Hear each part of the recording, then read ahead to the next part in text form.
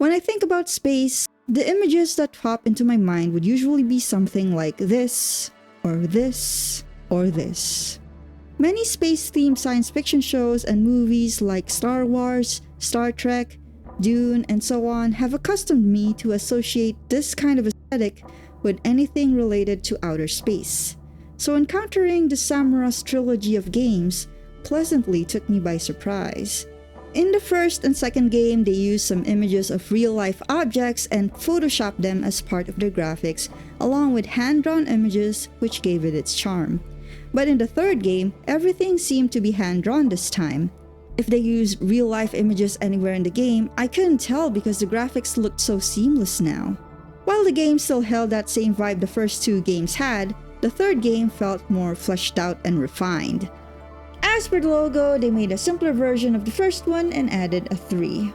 Honestly, as interesting as the logo from the second game was, the simple one felt like it represented the game better because it has this playful, childlike feel to it that the gnome in the game possessed. If you're interested in knowing more about the first and second game, you can check out my previous 2 videos. I highly recommend it so that you can fully appreciate how much this game trilogy has evolved over the years. And also, the little guy is very adorable, even in his previous forms. In this video, we're diving into the third installment of the Samorost series, my thoughts and experience while playing it, and other tidbits I learned about it. Samorost 3 was released 10 years after the second game in March 24, 2016 on Steam for Windows and Mac, and then on iOS and Android later that same year. For this third game, Jacob Dvorsky's team was mainly comprised of 6 people, but there were also a few individuals who contributed to the game. Just from the banner art itself and the file size of the game, I could already tell that this game was going to be a whole new experience from the previous 2 installments. The game starts off at the Little Gnome's planet as always, but this time not with impending doom or another theft, but an unexpected item falling from the sky. Our doggy has found like a trumpet of sorts. In the first 2 games, the music was complementary to the art and served to complete the vibe of the world of Samorost. But in this third game, it had a more prominent focus and has become part of the gameplay itself. The trumpet introduces a new gameplay mechanic wherein you can use it to listen to the sounds of nature or make music yourself. But you might be wondering, where did this trumpet come from anyway, and what are we supposed to do with it? Just like the previous entries, this game tells its story without any text or words. There are some mumbles here and there, but most of the time you kind of have to guess what it is that the game wants you to do. But what I like about this third game is how they now instruct and give hints to the players on what to do in the form of images and animations. Entering our house, we find 3 floors comprising of the bathroom, the bedroom, and an observatory. There's nothing to really do in the bathroom, and the observatory just shows you an Easter egg of the planet we went to in the second game. The bedroom, on the other hand, lets our little gnome sleep and dream of traveling to space. But the most important thing to find in this room is this blue book that holds the lore of the game. Unlike the first 2 games that are just random bits of tomfoolery and wackiness, this one has actual lore. While there aren't any text to explain the story and you're not really sure who the characters are at the start of the game, the illustrations are adept at setting the scene of the game, yet not giving away all of the details. It's actually really cool that they decided to go for this approach when telling the story of Samorost because, first of all, they'll never have problems translating it to different languages, and second of all, it allows them to tell their story in a creative way. It encourages the player to be more observant when playing the game. In this blue book, we see this squid-like creature, which I'll call the Kraken, launching from this dark, corrupted planet and attacking a green living planet, destroying it before farting off to another direction. We're then shown this planet where 4 monks with trumpets are playing a tune to these happy spirits.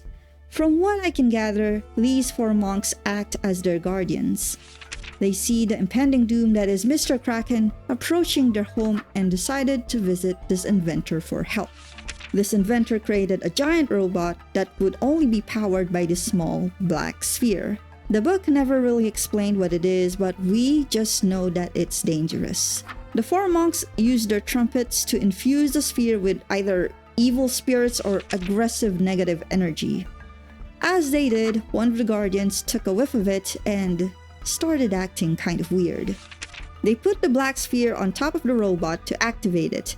Arming it with a sword, it went off to chop off all of the Kraken's extremities and ultimately killing it.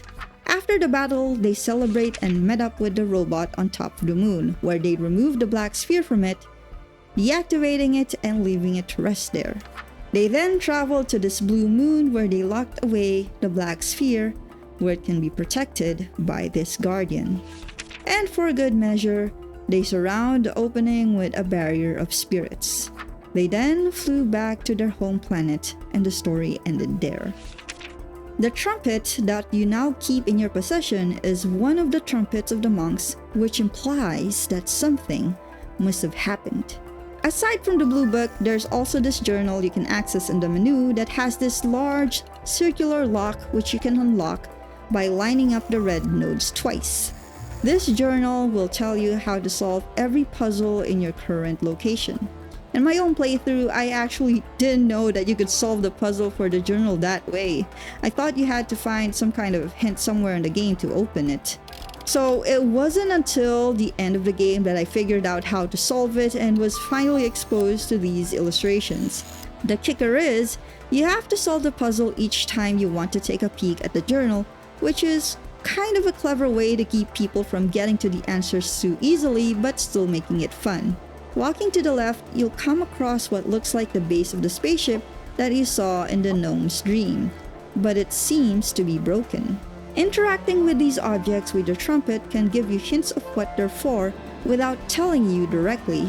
In this case, you are shown an image of what the spaceship used to look like, and from this you learn that it's missing the top portion. And so our first objective is introduced.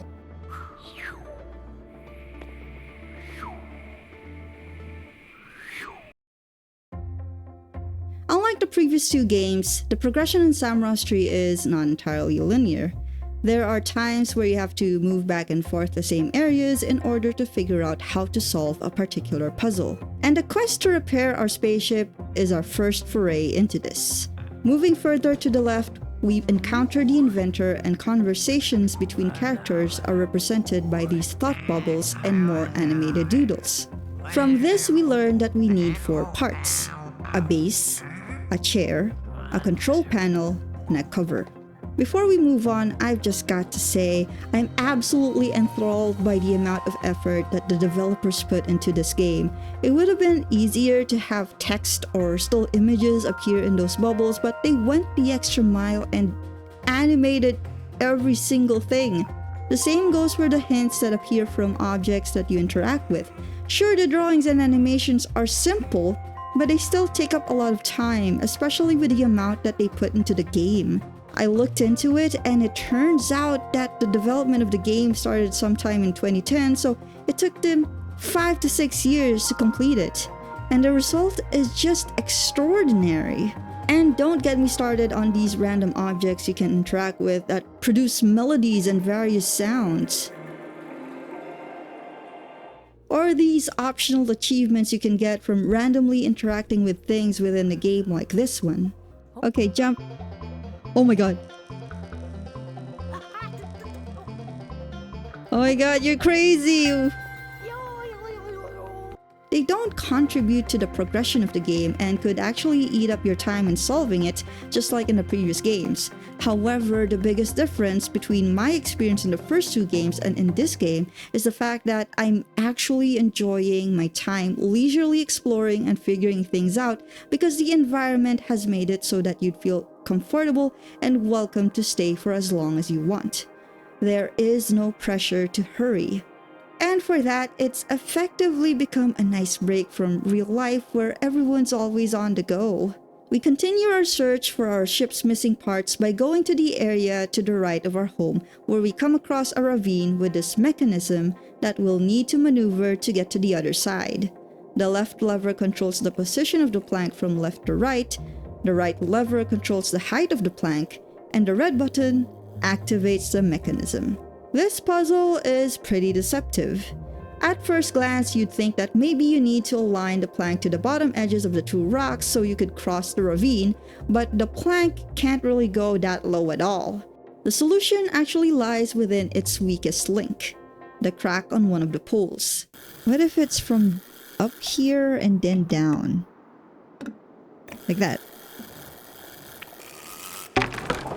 Oh yeah, boy! We did it! Once the mechanism has fallen apart, you are now free to take the control panel for your ship.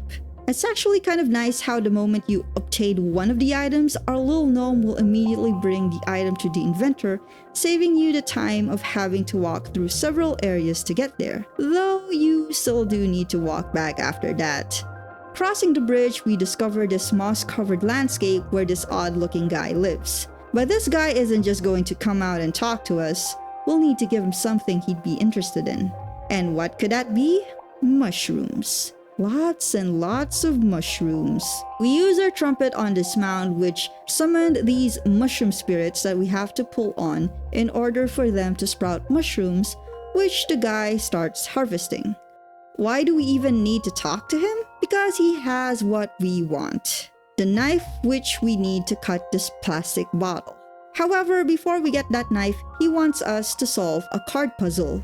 For this puzzle, the objective is to arrange these illustrated cards in a certain order for them to interact with each other and tell a story. The concept for it actually reminds me of the game Storyteller, where the elements in the panel can affect each other. The difference is, in this one, you'll have to make the illustrations interact with certain cards, then switch them out for other cards until you successfully feed the couple in the tent 4 times with a caribou, a boar, a mammoth, and a fish. This goal is not explained to the player directly. It is one of those things that you kind of just realize as you experiment with what's in front of you, just like most of the puzzles in this whole trilogy.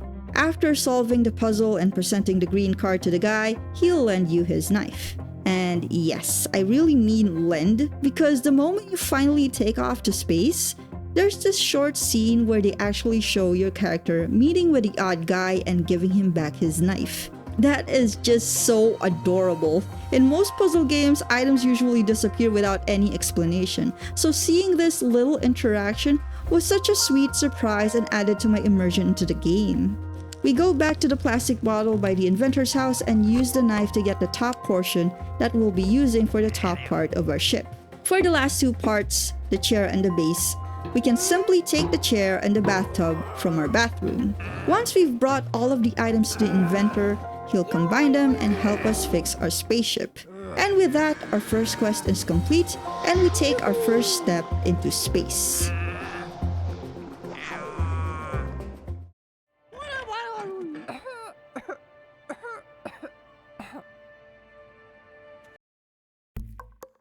In the second game, these Samorost spaceships are shown to be fueled by gas from these creatures' fart bubbles.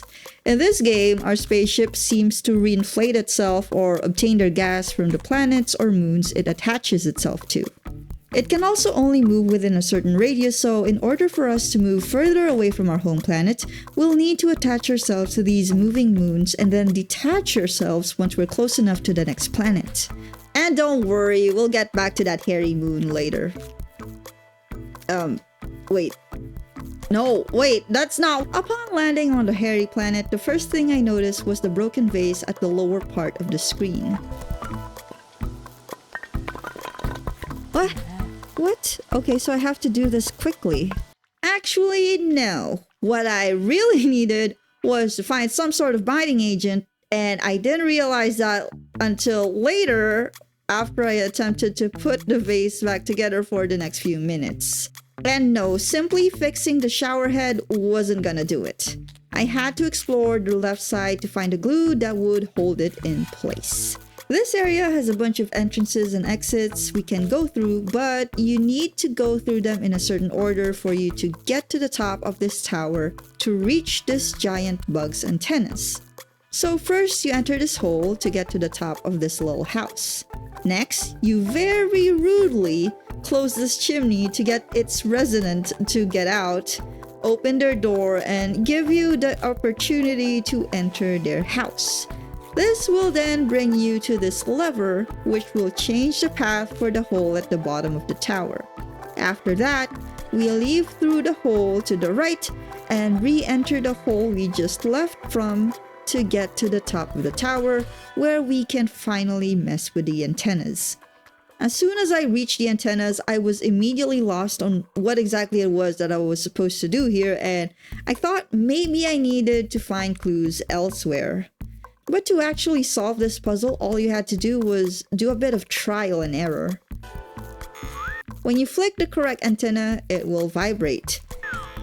If you flick another antenna after that, it will also vibrate if it's the correct one in the sequence. But if you flick the wrong one, all of the antennas that are currently vibrating will stop. Is it that?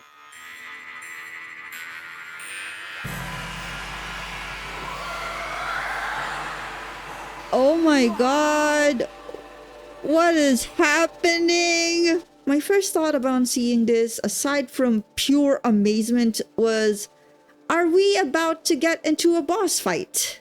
But no, it's not that kind of game. What this beautiful transformation does is allow us to interact with the giant bug and give us this little show, releasing blue and pink bug spirits that will give us a clue for a puzzle that we'll encounter later. For now, let's explore further to the left, where we'll find my favorite part of this planet. For this puzzle, we're shown 3 salamanders, 3 reeds, and 3 dials on this strange plant. Moving the objects on the reeds affect the sounds that the salamanders produce and the dials on the strange plant. And using your trumpet on the strange plant will show you a clue on how to solve it. And once you solve it, you'll be treated to this 2-minute salamander concert. Doo-ba-dee-ba-doo. Did I get it? Did I get it right? No?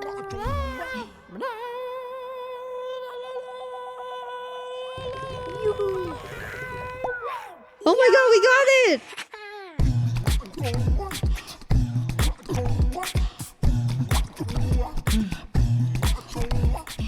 The first time I encountered this mini concert, I was really caught off guard. The first 2 games in the series always had a unique musical atmosphere, so music had always been a big part of the game. I just didn't expect them to amp it up to this extent. This portion actually reminded me a lot of My Same Monsters game, and I wouldn't be surprised if they got inspiration from it. The best part is, this isn't the only musical number we'll be treated to in Samorost 3. After the concert, you'll have to pull the strange plant toward the pond in the center for it to drop a seed. Once that seed grows into a plant, you can then pull it towards our little gnome to obtain the sticky glue for the vase. Yoo-hoo. Is it safe to put that in your pocket? But before you could get back to the vase, you'll have to move the lever back and forth to move the little platform you're riding on. It's kind of interesting how this game doesn't really want you to do things as quickly and as efficiently as possible. It's trying to make you stay in the game for as long as possible.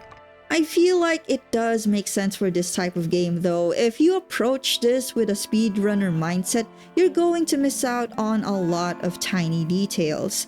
This game rewards players for being observant and really encourages you to take your time. And also because this area in particular has a hidden achievement. Come on.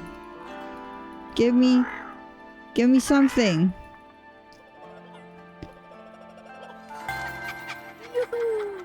Don't ask me how I got that achievement, I had no idea either. We go back to where the broken vase was, applied the glue, and then put them back together. But before we proceed with this portion of the game, I need to explain where these flowers came from. You see, when I played this on stream, I already fixed the water and used it on the broken vase, which obviously could not hold any of the water. Instead, the water reached the ground, some flowers bloomed, and some bees were attracted as a result. I don't really know if it's part of the puzzle or if these are visual additions the developers just wanted to add to the game. But enough about that, I'll show you how I fixed the water next. We go to the right and we encounter this giant turtle that reminds me of those phone cases you can pop. Using the trumpet on the turtle will give you a pattern to follow, but the thing is, the smaller the bubbles, the faster they go back to its original form. So you'll want to pop the bigger ones first so that they can stay popped long enough for you to be able to pop the small ones and retain that pattern. Once you're successful, the turtle will move back and let you pass through the hole. This hole leads to another puzzle where you move 2 bats from vine to vine to give our little gnome a safe and thornless path to the other side. Placing these bats at the bottom of any vine will move that vine downwards and another vine upwards. You'll have to put these bats on vines that are connected to each other to make these vines move lower or higher than usual. However, because of the way this puzzle is set up, when you need to go back, you'll have to move the vines around to go through the puzzle once more.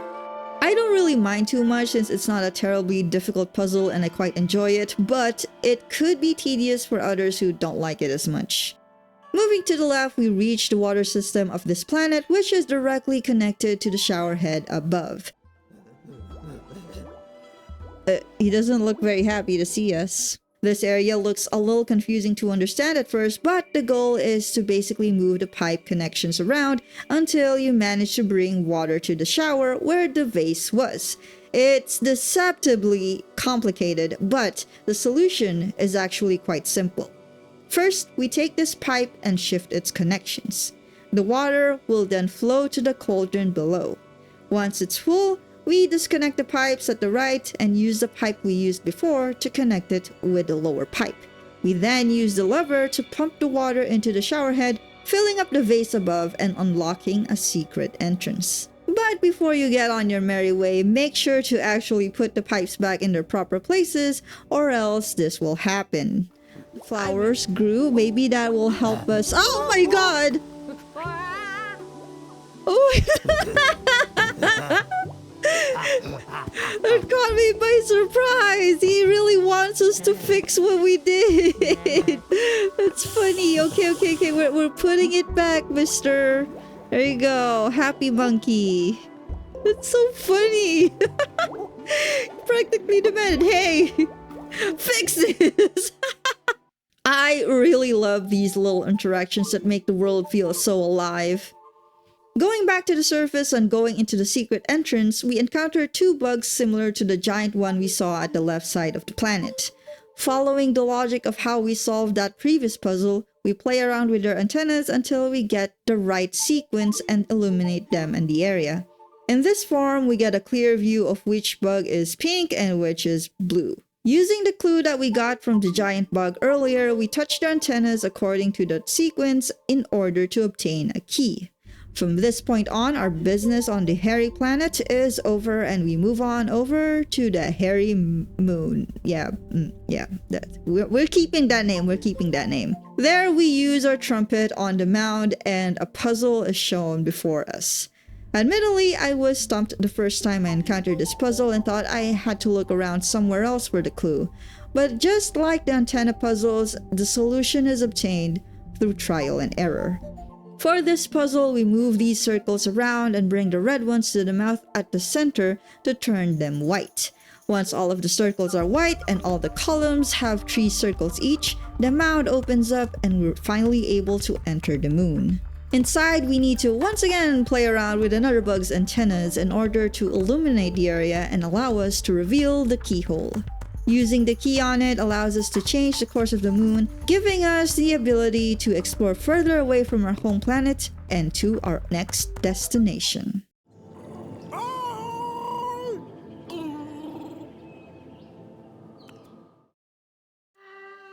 The game's Wikipedia page stated that there were 5 planets and 4 moons in the game, and it makes sense to categorize this as a planet because of its size, but I'm calling it a moon because it's circling this red planet. Even when you look at this diagram from the hint book, it makes the most sense to call it a moon. The thing is, the game never named these celestial bodies, and I found no mentions of it from the developers when looking it up on the internet. So as a disclaimer, the names I'm giving these planets and moons are not official names. All of them are either made up by me or picked up from other walkthroughs. I just named them so it's easier to title the chapters. Using our trumpet on a dead tree, the spirit within tells us about how one of the monks attacked it and set it on fire, causing it to lose its branches and leaves. It's in this scene that we're finally given a clue on what has happened. We know that one of the monks shown in the blue book had taken a whiff of the black sphere and started acting strange. It's reasonable to come to the conclusion that this monk had turned evil and that he could be the reason that one of the monk's trumpets ended up in our planet. While there are less puzzles in this planet than the previous one, I felt like I spent more time just figuring out what to do here. Most of the puzzles felt nonsensical, and you'll see what I mean in a bit. Upon arriving at Driftwood Moon, a vine takes hold of our ship, preventing us from leaving. Our main objective is to find a way to get rid of this vine. We get our first hint from one of the craters. This is also the only time the game ever makes use of letters. But even with a little bit of text, it doesn't make much sense. A looks like an apple, B looks like a prickly pear, and C looks like a maple seed. The ABC item is some kind of root crop that probably results from this, but it's really hard to make out how. Moving to the left, we find a man in a tent who offers us tea. He tells us that when bees pollinate a flower, it wilts and turns into this root crop. It's a nice hint, but it's not really much for us to work with still. He's also very stingy with his bong for some reason. Investigating the trees next to the tent, you'll notice this green plant with something that looks like the prickly pear from before. Pulling at it multiple times will catch the attention of the two birds. Feels a little weird to be pulling at this. The two birds will eventually fight over it and cause the fruit to fall, letting you collect it. And that's one item down. Tapping the insects to the left may not give you anything other than a hidden achievement, but it will treat you to our second mini-concert, which is shorter than the first one but more intense and is my personal favorite.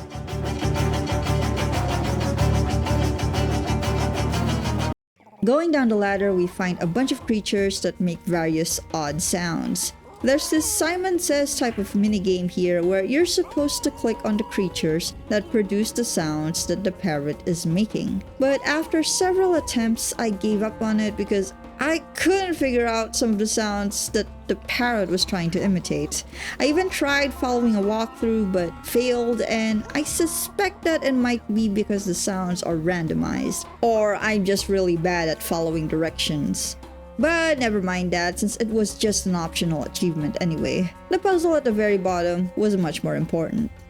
So let me explain what's going on here. We've got one healthy flower and one dried up flower. We've got a bee that comes out to pollinate a flower when you click on the beehive. We've got a parrot that moves to the left or right, waiting for seeds from the flowers. We've got an anteater looking creature that keeps drinking from the crater of the dried up flower and peas right after. And we've got this suction cup branch. If the first thing that came to your mind was to attach the suction cup to the anteaters, but you're on the right track because that's exactly what we needed to do. The moment it drinks from the dried up flower, it pees and invigorates the flower.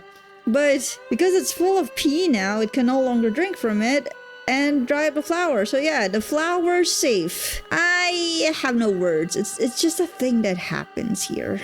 After that, we get the bee out of the beehive to collect pollen from one flower, then pollinate the second flower to get a yellow seed. Take note that we have to pick up the seed immediately after, otherwise this feathery fiend is gonna snatch it away. So now we have two of the items needed. All we need now is the apple. Back at the starting area, you'll notice that there's also a beehive and some flowers. Knowing what we learned from the previous puzzle, it's logical to think that pollinating these red flowers using the bee from the beehive will get us the red apple. The problem is that there are no bees coming out. So what do? We go deep into the trunk to find those bees. Exploring to the right, we'll find the other end of this Driftwood planet where there are a few termites moving about. At first glance, it seems like a dead end, but it's actually a cleverly designed maze that requires you to move something to make a path and move your little gnome through the tunnels until you reach underground. Underground, we see several tunnels and cavities with these white pods. The central cavity is connected to 3 tunnels that lead to smaller cavities. Pulling the rightmost lever will drop a white ball on the table. Pulling the 3 levers at the left side will move these glowing doors, changing the path of the white balls. Your objective in this puzzle is to bring one ball to one of these 3 cavities below to get access to this one specific cavity. At first, I thought that you needed to bring the white balls to all of them, but it turns out that it wasn't necessary at all. The blue one gives you an achievement, the red one sucks you out of the cavity, and all the way back to this area with no way to come back the same way. The green one is the one that you actually want to reach, because this one gives you access to this cavity. I'm calling them white balls even though they look like eggs, because when they reach the termites eat them before pulling the lever, so I'm thinking they might be their food or something.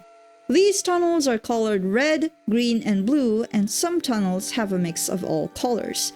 You need to make sure that the white balls go through a specific color to reach a specific cavity. This was confusing to me at first because I thought that the colors were just a part of the design and not the gameplay mechanic, because they were not that noticeable. If you were watching or playing this game on a monitor with low saturation like I am, or if you were colorblind, you might not notice it immediately, if at all. But I like that the developers added sound effects that was associated with a specific color, and they also have this one cavity with this pod that lit up one of its antennas depending on what tunnel the white ball went through. That really helped a lot, and I'm glad that they did that. And may have made more sense to just brighten the colors, but that would have clashed with the overall aesthetic of the game, so I understand why they went with this approach instead. It's more work for the developers, but I have to admit that the pod at the lower left did bring an interesting mechanic to it. Once I brought the white ball to the termite in the green cavity, it pulled the lever that raised this pod, giving me access to this cavity, which led to this even bigger cavity. As you can see here, this lonely bee is trapped. Moving these weights around until you manage to lift up the leftmost weight will open up the tunnel and free the bee. Back above ground, clicking the beehive now releases the bee. Unlike the previous puzzle, you can actually direct the bee to which flower you want it to pollinate. There are all sorts of combinations you can do here, and cross-pollinating gives you unique seeds. But the most important seed we want is the apple or red seed, which we get by instructing the bee to bring the pollen from the red flower to the other red flower. Following the hint of ABC, we need to have the bee cross-pollinate the flowers from the 3 seeds, the red, yellow, and green ones. The order doesn't really matter much here. In my playthrough, I cross-pollinated the flowers created by the yellow and green seed to get this yellow-green seed. I then planted the seed and cross-pollinated it with the red flower to get this mandrake root. After giving this root to the man in the tent, he'll make us a concoction which he instructs us to pour on the root that's holding our spaceship hostage. As soon as we do, our spaceship is free and we take off to our next destination.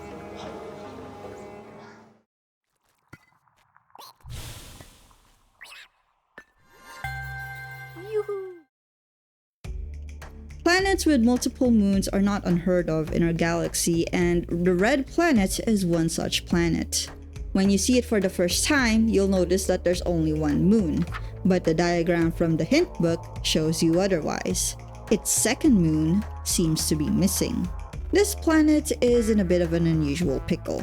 You see, their second moon is stuck to it. Using your trumpet on it tells you that the corrupted monk had attacked it and crashed it into the red planet. There are no malicious vines keeping you from leaving the planet this time, but the only way for you to move further in space is by riding this moon. So your main objective this time is to find a way to release the moon back to its orbit. Moving to the right, we see these 3 totems, but we'll get to them later. What I want you guys to see first is this capsule, which we find even further to the right. Using our trumpet on it unlocks a puzzle where the objective is to turn all of the balls white by combining the white ones to make them larger, then combining them with smaller blue ones. Once all of them have turned white, you'll need to combine all of them together to complete the puzzle. Opening this capsule is actually considered an optional achievement in the game, but I'd argue that it's just as important as the main objective because it unlocks the second lore book. Unlike the first book, which is just a little bit dirty and worn, this one has a lot of burnt edges. In this book, we learn that one of the 4 monks have turned evil because of his exposure to the black sphere from the previous book. It transformed his nose into a long trunk and made the music he played dissonant and disruptive, releasing negative energy and destructive spirits. This led to the 3 monks kicking him out of the temple. As revenge, he turned the machine they used for watering plants into a destructive 3-headed machine. He used this machine to steal these 3 monks' trumpet and take over the temple. But the machine wasn't able to take the last trumpet. Instead, this one fell off of the planet and landed on our own planet where our little gnome found it. The corrupted monk banished the 3 monks and went on a rampage, destroying everything he came across. And on the very last page, it is implied that he went to the blue moon to take the black sphere from the vault. So now our main mission has become much clearer. We must stop the corrupted monk from destroying more planets and moons and bring back the 3 remaining good monks back to their temple to bring peace back to their planet. But before that, we need to get off of this planet first. Moving this totem back and forth until it leans on this crater will let us reach and enter this entrance to the underground cave where we find the bottom parts of the totems from earlier. These totems can be pushed upwards or downwards, which also affects what they look like above. Interacting with the totems from above with our trumpets gives us 3 symbols. Moving the totems so that these symbols are seen at the base of the totems above will make the totems happy and unlock the lift that leads to this underground city. The underground city with these cute aliens actually makes me think of an ant colony as they happily work with no care in the world. They don't even give a damn that you're there, and clicking on them makes them sing a happy tune. At first, I couldn't really figure out what you're supposed to do here since there weren't any other items to interact with. Exploring the left brought me to a cave that's directly below the moon we're trying to remove. Again, there were no items to interact with. However, I did notice that we still have the mandrake in our inventory. If you recall, whenever we leave a planet, we return items we no longer need and other items like seeds disappear from our inventory. But this one has not. So I tried a little experiment. What if I put the mandragora here? What? Oh, we just kind of... Okay. Now what's happening? Again, I felt stuck and just randomly clicked on the aliens until all of them were singing in unison. It was only when I moved my little gnome to the left that he started dancing and we were suddenly treated to our 3rd concert.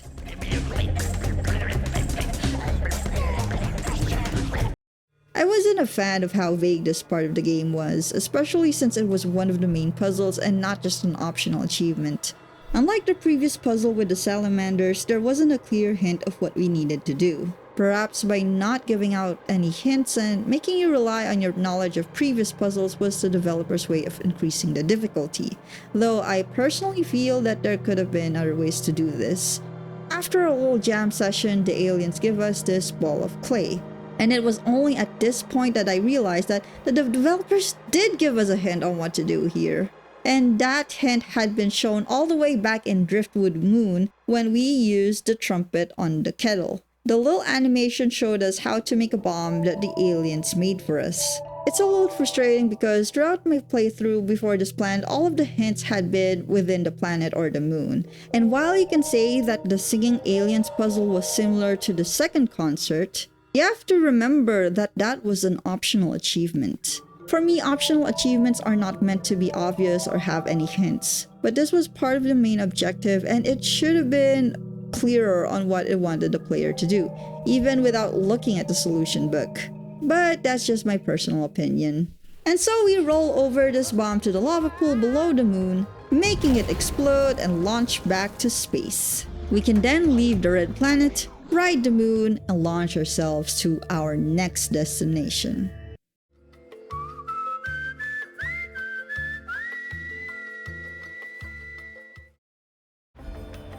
Our journey all started with the descent of one of the monks' trumpets. And now we're finally at the source of it all. Upon landing on Monk Mountain Planet, we are greeted by luscious greenery similar to our home planet. Further to the right, we even find the area where the banished monks resided, which reminded me of the area in the first game that first pulled me into this trilogy. Looking back, I do like that the developers took some elements from the first and second games and introduced it in the third one as a bit of a callback and honoring its roots. It didn't stray away from the weirdness, only refined it.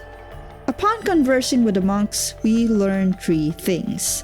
The temple has a secret underground tunnel and the black sphere can be found inside it. The robot can be found sleeping on the moon. And that robot is essential to fighting the 3-headed machine. One of the monks brings you across the water and to the base of the mountain temple where this giant, cuddly creature resides. Using your trumpet to call and communicate with it will tell you that he wants a pumpkin. Also, I have to comment, like, why are there so many creatures in the series that look like an anteater? I'm not complaining, I think it's adorable. It's just kind of funny that most of them look like anteaters. Going back to the leftmost part of the island where our spaceship is, we find a small underdeveloped pumpkin. In order to make it grow, we need to water it using this machine. This machine is connected to this pump that you can use to release water. But in order for us to direct the water to the pumpkin, we need to use these keys to play a tune. At some point, I noticed this little mouse popping in and out of this pipe. Using my trumpet, it came out and started singing a little tune.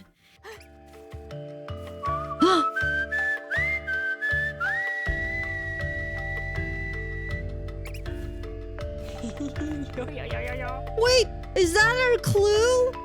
I don't know music things. I don't know music notes. How am I going to make it for that? Oh. And it was at this point that I realized that the next puzzle is to play the tune on this machine. This isn't the first time I ever encountered puzzles like this in video games. It's actually really common in puzzle games or minigames of RPGs, but I absolutely despise this, especially when I was playing jumpstart games. I think every jumpstart game I ever played had one. It can be simple and easy for people who are musically inclined or just really good at listening and remembering sounds. But for someone like me that's a little pitch blind and not really good at remembering patterns and repeating it like in the Simon Says kinds of games, it admittedly made me panic a little. I did my best to remember the tune, but I knew that I made a mistake somewhere. Yet somehow it worked anyway, even though I felt really confused why it did. So while I was writing the script, I opened up the walkthrough to figure out what exactly happened, and it turns out that I actually didn't need to repeat the tune at all. I just needed to make sure I pressed the 4th key last, since the last key is where the water will go. The tune from the mouse is actually just an optional achievement. Anyway, the machine waters the pumpkin, making it grow and ripe enough to eat. After picking it up and giving it to the creature, it helped us get up this ledge where the hidden entrance to the underground tunnel the temple is. But before we can enter, we'll need to solve another puzzle. This one includes 4 spirits that you can rotate and spin around. I didn't really understand what I needed to do here. Having some of the spirits face the opposite direction from the others made it harder to spin them, while having each one face one direction made them spin really fast. I spent some time looking around the other areas to see if I could find some clues. I even went to the Blue Moon where the Guardian told me about what the evil monk did, but that didn't really help me. It was only after moving back and forth to previous locations and back here again that I realized you needed to only have one of the spirits change its direction and spin it in order to change an orange spirit to a white one. I honestly should have taken the hint from previous unlocking puzzles that the main objective is always to turn everything white, because that was exactly what you needed to do here too. Now, in this situation, while the puzzle was frustrating to me at that moment, it followed the same logic as the first one, so it wasn't completely out of the box and impossible for me to figure out. But the next puzzle left me completely stumped. Entering the secret door leads up to this dark tunnel and into the temple where we find the corrupted monk, who is occasionally sniffing his little black ball.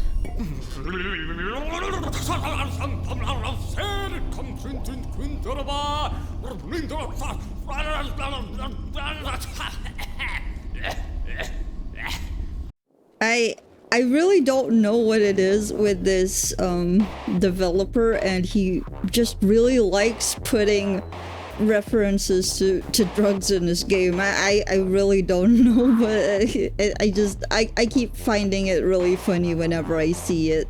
Getting so confused on what to do and just interacting with items in the area, I picked up this basket, put the coal inside it on the furnace, and pumped it up, heating up whatever liquid was on the second floor. The evil monk drinks it,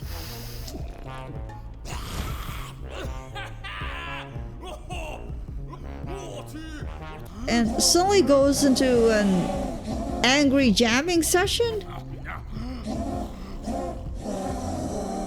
Don't worry, I am just as confused as you are. Say no to drugs, kids. Say no.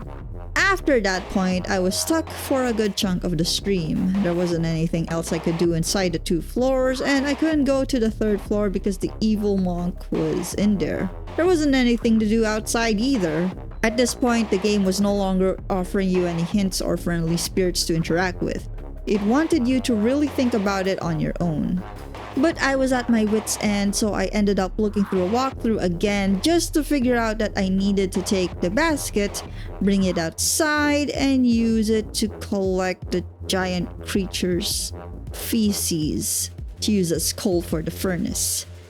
Alright, I admit, that was actually a pretty simple solution. I just wasn't paying attention to the pile of excrement on the side. I thought they were just a bunch of rocks or something. How was I supposed to know? After using the feces as coal, we distilled the corrupted monk's drink, which I'm guessing could be vodka.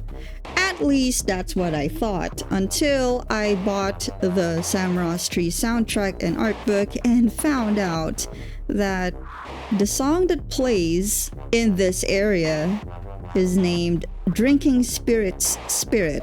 So it's basically a drink made out of the spirits. Interesting. It's only after he drinks it that he rides his 3-headed machine and leaves. Once he does, I take the black sphere and make my way to the crescent moon. I place the black sphere on the top of the sleeping robot's head to wake him up. We direct it to fight the corrupted monk and his 3-headed machine, and a fight sequence commences between them.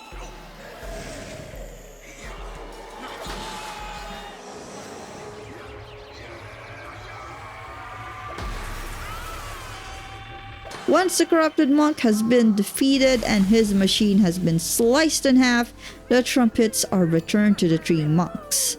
To thank you, the monks give your ship an upgrade that greatly increases your ship's radius, letting you instantly travel to any planet or moon, which is pretty handy if you want to go back and do other achievements you've missed.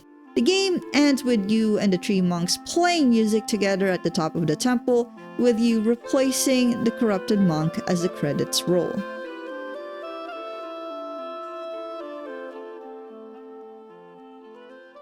I have no idea what happened to the corrupted monk. I don't know if he's dead or if he ended up in some other planet. This uncertainty can actually be a nice connection to a fourth game if the developers ever decide to revisit the world.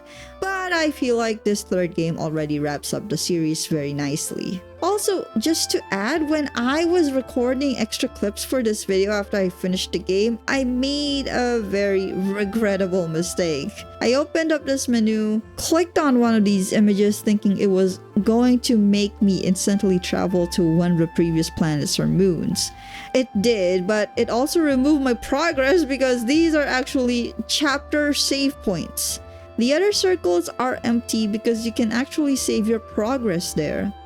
I didn't know this game had that kind of function because I immediately assumed that because the game autosaved, it only ran on one save file. I really wish that the game was a lot clearer about that. On the bright side, it does not remove any of the achievements I already obtained.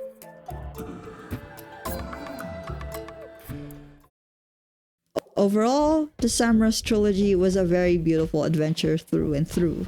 It may have some puzzles that I didn't like, but there are plenty more that I thoroughly enjoyed. I loved the unique and quirky environments and creatures we were exposed to. The game is a fantastic example of what could be created when you put your heart into something and let your weirdness shine. I didn't get all of the achievements in my playthrough, but I like that it gives you a reason to come back if you wanted to. Going through all three games was a blast, and it was nice to see how the developer skills upgraded over the years. If you like this game, I actually recommend that you watch their documentary film, Growing a Samorost, on their YouTube channel, where they give you a behind-the-scenes look on their process and what kind of people worked on the game. I definitely plan on checking out their other games in the future. This video game series was completely experimental and very different from what I've made on this channel in the past. I wanted to make something that showed my journey through a game to honor the time I spent with it. I would really love to make more videos like this, and if you enjoyed it, please consider leaving a comment or a like so it could boost this video in the algorithm and more eyes could hopefully see it. I have some more video ideas lined up, but like this one, it may take some time before I complete it and publish it on this channel. I'm actually hoping I would be able to release monthly, but we'll see. Thank you so much for watching. For now, I'm just gonna go do my thing and you guys do your thing, and I'll see you guys later. Take it easy and stay cheesy.